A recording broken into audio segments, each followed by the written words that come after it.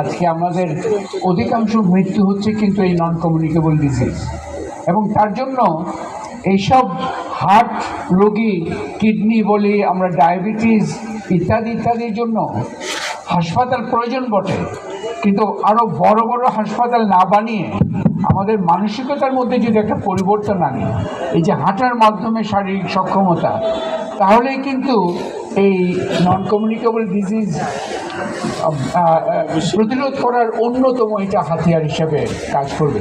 তো অনুপম হোসেনকে এবং তার সহযোগীদেরকে, যমুনা নিউজ থেকে শুরু করে সবাইকে অভিনন্দন জানাচ্ছি। এই কাজটা একটা, আমি বলবো, অত্যন্ত জাতীয় গুরুত্বপূর্ণ কাজ আপনারা করছেন, এবং এটা একটা সামাজিক আন্দোলনে রূপান্তর করা প্রয়োজন।